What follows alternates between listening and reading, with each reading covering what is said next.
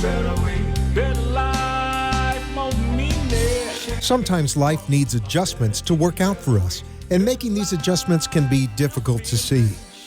Welcome to Change for a Better Life, Love, and Health with Nadia, a weekly empowerment show hosted by world-traveled Nadia Rosh, as she brings needed information to help you select the right path in life's challenges, relationships, and just taking care of your body. Nadia welcomes all questions on the show by calling 888-565-1470 and asking anything that you're having a problem with. You can see Nadia on changeforthebetter.tv, as each week she will bring new solutions to your life. And to reach Nadia directly, call 954-907-5176. Now, let's get ready for change with Nadia Rosh. Hello, everybody. This is Nadia Rosh, and this is my Monday program about how to change your life for the better. And last week I talking about my life coaching, and I have so many questions about how is going to work, how people can change their life for the better. And we know the universe have a principles, and you can call this as a law. Some people call this as a law of attraction. So you are create your life as you wish. So if you wish to do something, positive thing in your life, is positive thing coming back to you. If you are standing in a stage where you hate something or you struggle, and this is always all day long in your life, in your day, this is producing for your future absolutely same thing. This is why it's so important people understand creation of your mind, what your mind create is actually, this is how you live your life. And I will help people who want to change their life. They struggle enough. They don't know how to break the circle of sadness or madness. They want to change relationship. They want to change their professional skills. And they want to go and grow in their businesses more and more, but something block it. So it was universal law how to change your life for the better way to go. But you have to be absolutely sure what you actually want to change in your life. On my consultation, people coming, and I ask a lot of questions. And one of them, what is your motivation to come to me? And why you want me to help you to change your life? And many people, they don't have motivation. All they have motivation is very, very low. And this is how we start working. We start working with build a motivation of your goal. We need to know what is going on in your life right now. What is blocking you to grow in your life and going better and change your life and life of the people who you love. Also, another thing what I found talking to the people, what so many people forget about love. So love is the most powerful tools in our life. We're not talking about just a love between a woman and man. This is love. This is not what you do. Love, this is what we actually are. Love need to be inside of you. Without love, is very difficult to build anything because you have to have this high frequency energy inside of you. And the love is the most powerful thing what we have. And scripture said, the biggest secret in the book, what we call Bible, is love. And that's what we're talking about. And today I'm continue talking to my best friend, my life coach, my mentor, and he is a crisis manager specialist, and his name is Terry Croyster. Terry, are you with me? How are you today? Yes, hi. I know you are extremely busy. You have a new project on the head, but and I so appreciate you to be with me today. I So, apologize. So I got in the way. yes. Today, I want you to talk with me about how to use principles or law what we have given to us by universe or God, or you can call high energy, how to help people to begin to take control of their lives and not to be victim of circumstances what a lot of people think I can do nothing because this has happened like that. And we know by using the power what is universe or what is God give us, we can change a lot of things. And circumstances is not is your life. You can create your life a better way to go. Yes, for sure. And, a lot of people usually hit or miss with some of the principles or laws of nature that may provide some temporary success, but there are principles that are in place, regardless of what you think, where you feel, where you're from, what your religious background is, what your financial situation is. We are all subject to these laws. And for someone to begin to grasp and begin to take control of their life, the first thing they have to do is start with the head, the controller. Exactly. The control Yes. center, which is the mind. And the mind has to be transmuted from one state to the next state, from one pole to the next pole, from one vibration to the next vibration, constantly. And if you stay within one frame of mind, so to speak, it begins to turn on you. And we see it in every aspect of our lives. If our business don't progress, it begins to fail. If our relationships become stale or stay at a certain point, it begins to fail. So we find that these laws are in effect, but we never approach them as laws or as a concrete understanding to help us navigate through our lives. Right. The mental fear, you've heard me say before, the gates of heaven and hell is between your ears. Yes. And that's only because the brain is a mechanism, but mind is a physical thing that stems from outside of the brain. It's an energy. It is the whole universe operates within the mind of the Creator.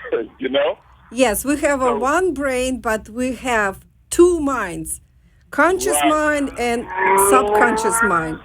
And subconscious mind, this is what you inside. This is actually 95% of each individual. We just are using only 9% of the conscious mind, which is so low things. This is why we sometimes lost and we cannot do thinking we cannot do. But if you are going to inside of yourself and start using subconscious mind, is everything changed. Hello? And if you look, everything around you is designed to manipulate your mind. From the cars we buy, to the clothes we wear, to what we watch on TV, to who we vote for president or senator or mayor. Every campaign, every advertisement is set up to manipulate the mind. Yes. So, in understanding that, you have to realize, and people do this on a lesser and lesser level. Mm-hmm. We do it in relationships. For one partner will manipulate the other. Yes. We do it. It's actually, in this our is work what environment with society, the boss. right. This is what society give us to do. Influence to take away your freedoms. Mm-hmm. Yes. You know, so the mind is constantly the subject of manipulation.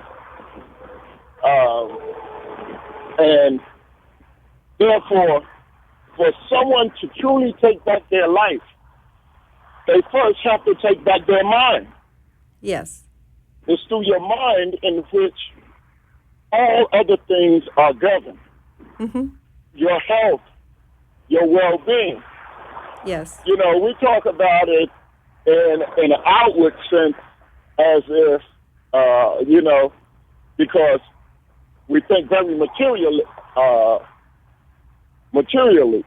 Mm-hmm. So when we think of controlling our mind and having control, we think of how we're able to use cheap tricks like manipulation on our jobs and in our relationships. But to truly have control of your mind is to then take control of your health. Yes. And to give you an example of what a mind that is out of control can do, we have people in this country who are suffering from obesity. Mm-hmm. And a large percentage of that weight comes from stress, depression, unhappiness, all these different things that are result of a mind that is that is diseased. Right. Okay, so when you begin to see that the cause of all your troubles is your mind, you would think people would begin to do things that would cause them to begin to develop their mind, to take control back to their freedom, to take control over their body.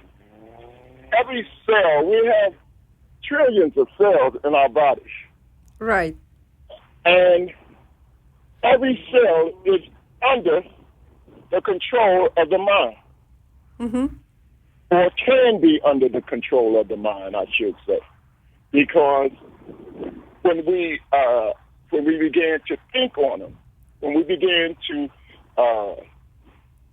meditate on them, Yes. we have caused them to ignite and vibrate at a higher frequency. Yeah. Which Stay, then- Terry, stay there because we need to take a 1-minute break for the commercial, and we come back for the level of frequency. As you all know, life is full of surprises, and one of the most important assets we have is our health and our ability to earn a living. If that ability is taken away, what would happen to you? It is therefore important to protect yourself and your family. One way to do so is through a life insurance with living benefits.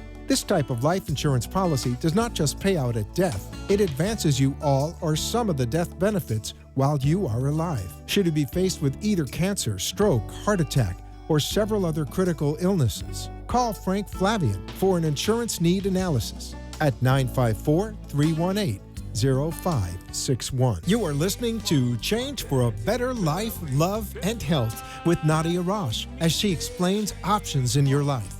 Join the conversation by calling 888-565-1470 and talking with Nadia. If you would rather write in a question, visit her website at www.changeforthebetter.tv and chat in a question. Nadia promises to respond as quickly as she can. Now, back to our show. And we're back to the show, and my guest today is Terry Kreuster, crisis management specialist, consulting, and life coach. And we are talking about how to use 7 principles or a law would help people to begin to take control of their lives by changing their thoughts. And Terry talking about how you can create a high level of the frequency in your body, because we are have so many cells which is controlled by waves, by frequency, by energy, and these people need to understand what is going on in your body, in your mind, and how we can use the knowledge and control of this. Hello, Terry, you are here? Yes.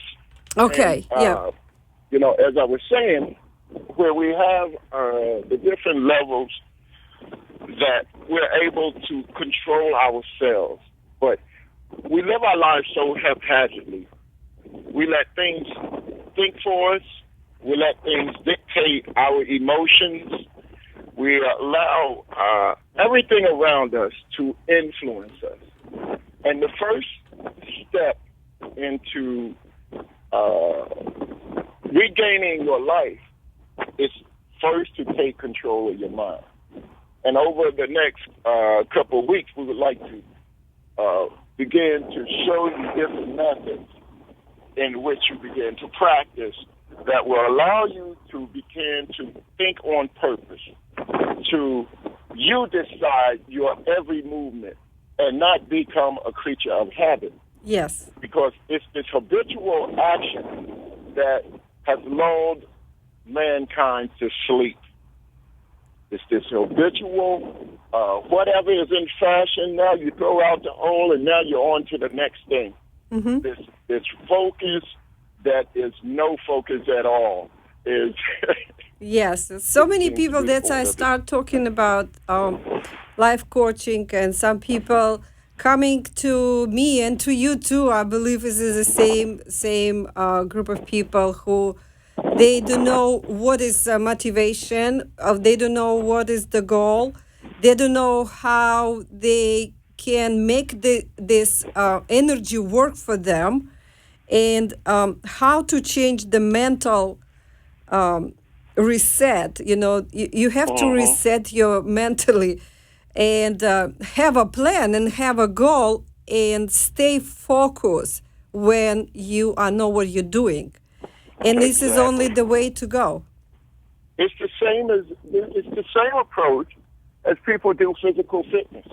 Yes. The object of physical fitness is to take the body to higher and higher states of fitness. Yes. Well, it's the same with your mind. Yes. And people do not realize just how unfit their mind is. They think because they can read a book, because they can get a degree from this college or that college, or that they, have these information gathering skills, that means that their mind is alive and working. It just proves that it's operational.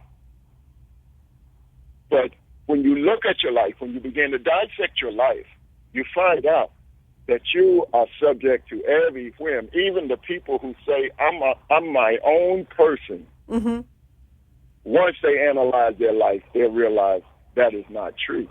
No, You we know, are living and we actually create by live not alone. We are create to live together and help each other. Some people have so much proud and they say, oh, I'm going to do by myself everything.